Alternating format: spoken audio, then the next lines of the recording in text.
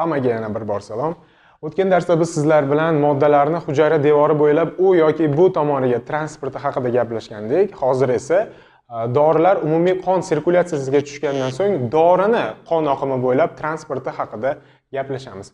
Xo'p, dorilar, ya'ni dorilarni transporti deganda dorilar o'z tabiatiga ko'ra va boshqa bir ikkita xususiyatlariga ko'ra transportiga uni ikkiga bo'la olamiz. Ya'ni dorilar qon oqimida erkin holda transport bo'lishi mumkin yoki nimagadir birikkan holda transport bo'lishi mumkin.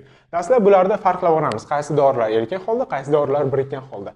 Birikkan holda transport bo'ladigan dorilar bular lipofil tabiatli dorilar hisoblanadi, ya'ni yog'da eruvchi dorilar hisoblanadi, chunki bizning qonimiz tabiatan gidrofil tabiatli suyuqlik bo'lganligi uchun u yerda, ya'ni qon oqimida lipofil tabiatli modda erkin holda yura olmaydi. Yoki erkin holda yurmasdan qaysidir biriktiruvchi transportga birikishi kerak yoki o'sha endoteliyalarda membranasi ikki qavatli fosfolipiddan tuzilganligi uchun tezda ular orqali to'qimalarga, ya'ni lipofil tabiatda oqtarib, sizib kirib ketib qolishi mumkin. Bu albatta klinik ahamiyatga ega, bu haqida keyinroq gaplashamiz. Xo'p, birikkan holda transport bo'ladigan dorilar lipofil tabiatli dorilar ekan. Bular nimalar bilan birikadi? Oqsillar, ya'ni qon oqimidagi transport oqsillari bilan birikkan holda tegishli nishon a'zoga qaysi dori qaysi organga ta'siri uchun yo'naltirilgan bo'lsa, aynan o'sha a'zoga borib o'z ta'sirini ko'rsatadi shu transport oqsili yordamida.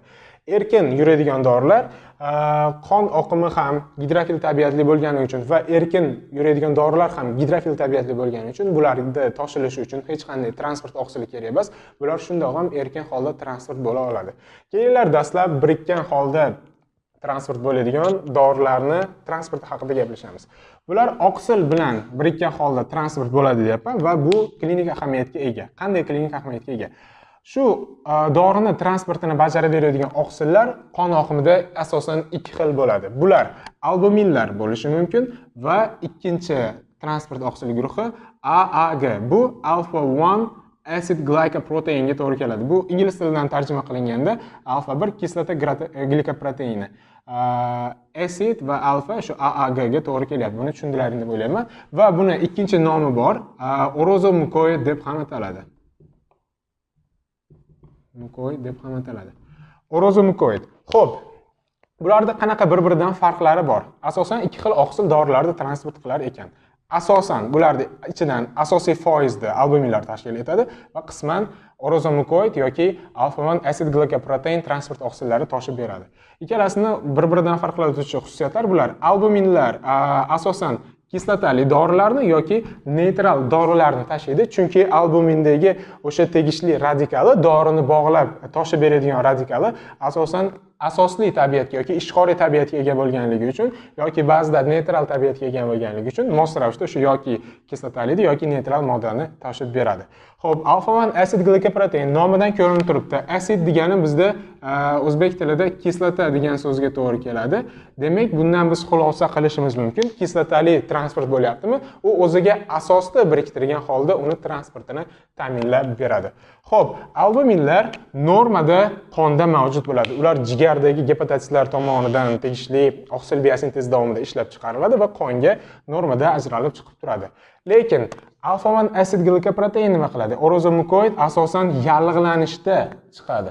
Yallig'lanishda pozitiv o'tkir faza oqsili misolida chiqadi. Bizda yallig'lanish haqida hozir qisqacha ma'lumot beraman. Yallig'lanish paytida jigarimiz tegishli sitokinlar, ya'ni interleykin 1, interleykin 6 va tumor necrosis factor alfalar orqali stimullanib turib, tegishli o'tkir faza oqsillarini ishlab chiqarib beradi.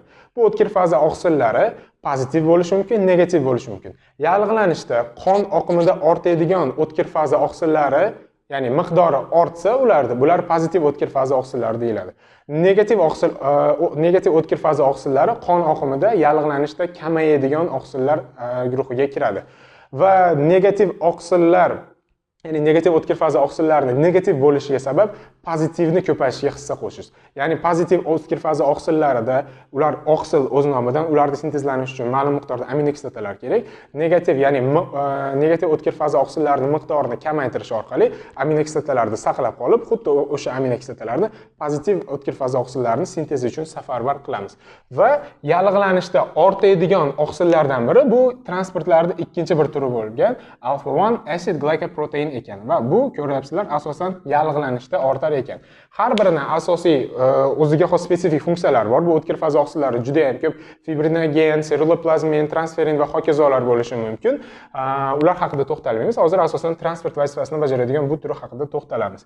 Nima uchun bunga to'xtalyapman? Buni qanday klinik ahamiyati bor? Buni kelinglar sizlarga alfa-1 acid glycoproteini, ya'ni asosan asosli, o'zi kislota tabiatli bo'lgani uchun asosan asosli dorilarni toshib beradigan transportda qanday klinik ahamiyati borligini anaprilin, ya'ni o'tgan darsda gaplashgan kardiologik dori, ya'ni kardiologikda ham turli xil turlar bor edi. Anaprilin 3 ta asosiy turiga ta'sir ko'rsatardi, ya'ni antigipertenziv sifatida, antianginal sifatida va antiaritmik dori sifatida foydalanishimiz mumkin bo'lgan asosiy ta'sir etuvchi moddasi propranolol bo'lgan dori.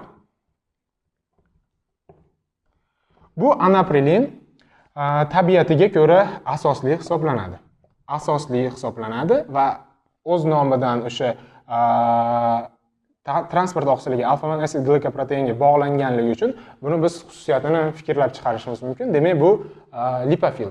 Agar lipofil bo'lmaganda bu transportga hojat yo'q edi. Lipofil modda, ya'ni lipofil dori asosli tabiatga ega bo'lgan lipofil dori. Bu nima uchun, qanday klinik ahamiyatga egaligini aytyapman. Xo'p, asosan shu kardiologik maqsadlarda qo'llanganmiz. Va klinik ahamiyati deganda nimaga e'tibor berishimiz kerak? Dorilar tegishli nishon a'zoga o'sha transportlar yordamida toshilgandan so'ng, ya'ni asosan lipofil dorilar haqida gapiryapman. Transportlar yordamida toshilgandan so'ng, u nishon a'zoga kelgandan so'ng transportdan ajralib erkin holda o'tish kerak, o'zini farmakodinamikasini, ya'ni o'zini effektini berish uchun.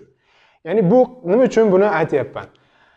Agar kardiologik maqsadda qo'llanilayotgan anaprilin u qaysi bemorda qo'llanilayotgan bo'lsa, u bemorda yurak qon tomir bilan bog'liq kasallik bilan birga qanaqadir yallig'lanish kasalligi, qo'shimcha yallig'lanish kasalligi bo'lsa, bu kardiologik kasalligini fonida, bu bemorda biz xulosa qilamiz pozitiv o'tkir faza oqsili sifatida alfa-1 acid glycoprotein yoki orozomukoid ortgan.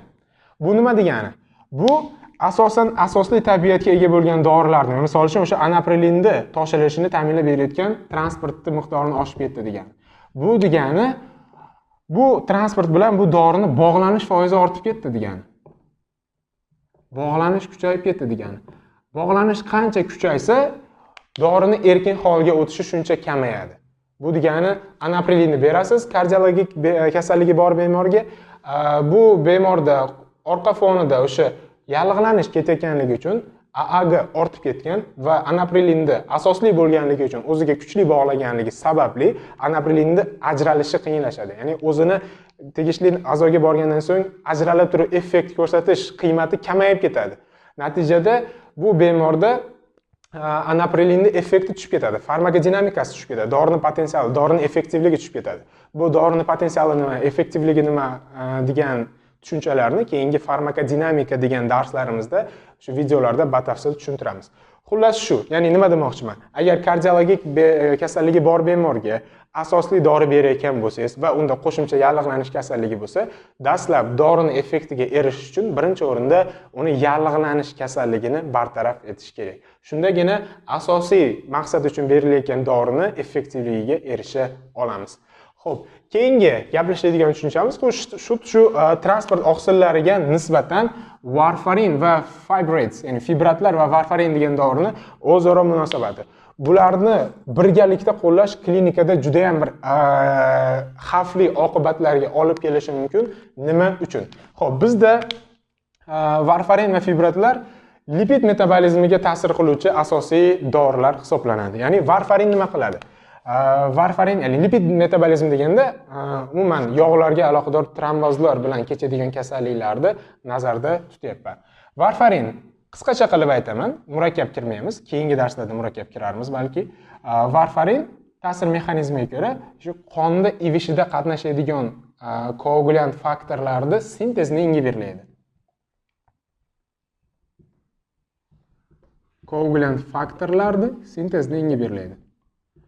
Bu degani nima degani? Ya'ni bemorda qanaqadir tromboz holatlari ketayotgan bo'lsa, o'sha tromboz holatlarini oldini olish uchun, ya'ni profilaktika maqsadida yoki bartaraf etish uchun koagulyantlarni faktorini, o'sha koagulyant faktorlarda sintezini ingiberlovchi sifatida varfarin beriladi. Ya'ni farmakologik jihatdan chuqurroq kiradigan bo'lsak, qaysidir ferment. Qaysi ferment esa epoksid reduktaza degan fermentni ingiberlash orqali koagulant, ya'ni vitamin K ga aloqador ravishda aktivlanadigan bizda 2-chi, 7-chi, 9-chi, 10-chi, 11-chi, 12-chi koagulyatsion faktorlarning sintezini ingiberlab qo'yadi va umuman olganda trombozga qarshi ishlatiladi.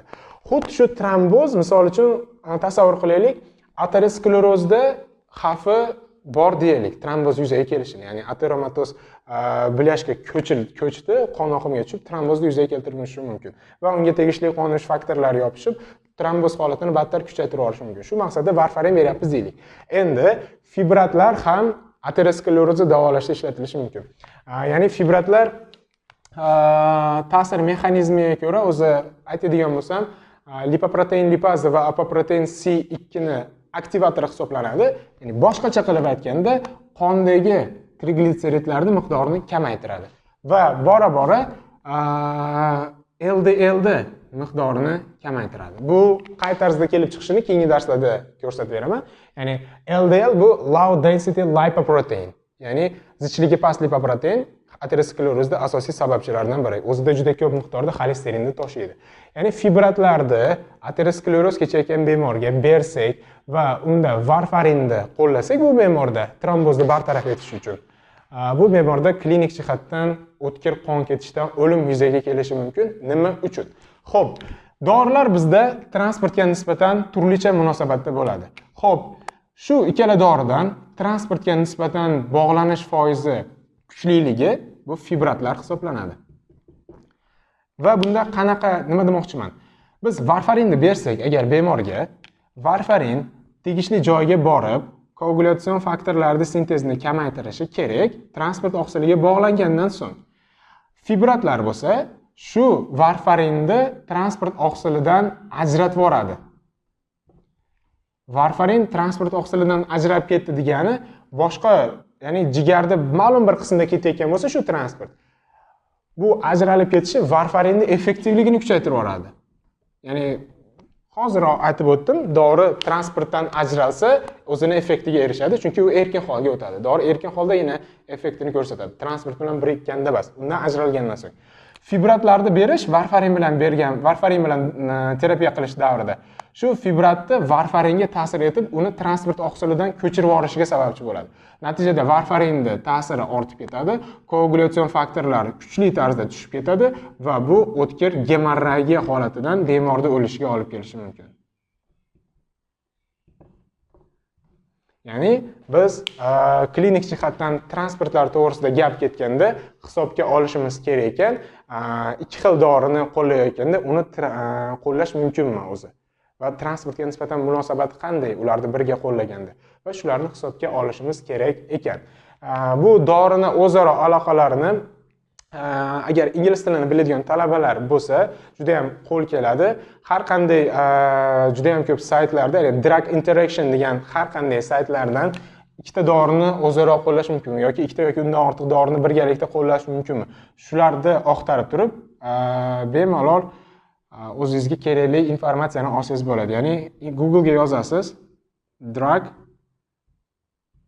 interaction, ya'ni dorini o'zaro ta'siri checker tekshirmoq. Ya'ni drug interaction checker deb yozish orqali Google ga dorilarning o'zaro ta'sirini siz bemalol oqtarib topsangiz bo'ladi va dorini birgalikda ikki xil yoki uch xil dorini birgalikda shu bemorga qo'llash mumkinmi yoki mumkin emasmi? Va shular haqida ma'lumot olsangiz bo'ladi. Endi 4-pointga warning deb yozib qo'ydim. Nima uchun warning deb yozib qo'ydim? Warning degani bu ingliz tilida ehtiyot bo'ling degan ma'noni bildiradi. Nima uchun ehtiyot bo'ling deyapman? Xo'p, bizda bemorlarda dori berayotganimizda turli xil kasallikka chalingan bo'lishi mumkin bu bemor. Ya'ni faraz qilaylik, bemorda jigar kasalligi bor yoki buyrak kasalligi bor deylik. Ya'ni shu bemorda jigar yoki buyrak yetishmovchiligiga ketyapti deylik. Bu jigar va buyrak yetishmovchiligi bo'layotgan bemorda dorini dozasiga ehtiyot bo'lmaslik doridan intoksikatsiyaga olib keladi.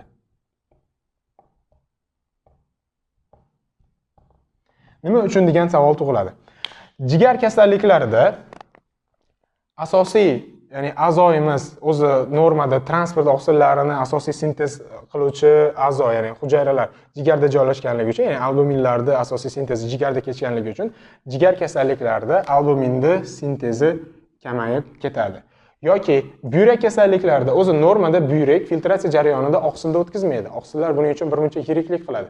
Buyrak kasalliklarida o'sha nefron kanalchalarimizda filtratsiya jarayoni buzilib, poralar yoki fenestralarda yirikligi ortib ketganligi tufayli bu oqsillar oson o'tib ketib qolishi mumkin. Ya'ni normada buyrak orqali chiqmaydigan oqsillar buyrak kasalliklarida chiqib ketib, yana albuminlarni kamayishiga olib kelishi mumkin bu buyrak kasalliklari. Ya'ni umuman olganda jigar va buyrak kasalliklarida albuminlar kamayib ketar ekan.